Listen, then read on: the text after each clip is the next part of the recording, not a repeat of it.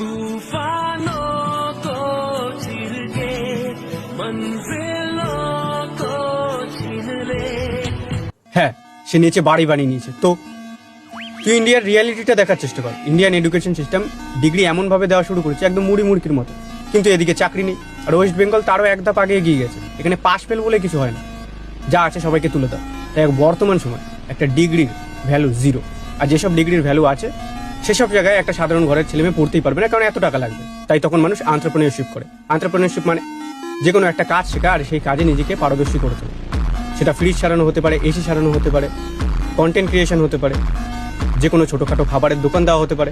আর এই মেয়েটাও content creation শুরু করে আর ট্রেন এনেছে, অনেক মানুষের কাছে ভাইরাল হয়। আর সেই প্রসেসটাকে বারবার রিপিট করে। ওর মাথায় একদম এটা ক্লিয়ার ছিল যে 4টে মানুষ গালাগালি দিচ্ছে তো কী হয়েছে, তার সাথে আমি 2টো রুটিও তো পাচ্ছি। মানে ভিউজ আসছে, আর সেই ভিউজ থেকে টাকা আসছে, আর স্পন্সরশিপ থেকে আরও বেশি টাকা আসছে।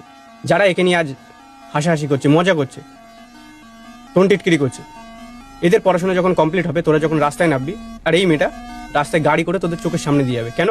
কারণ এক নিমেষের জন্য ওর কাজটা যদি আমরা ভুলে যাই, ও লাইফে কিন্তু অনেক ডিসিপ্লিন, ও সেই কাজটাকে বারবার করে গেছে।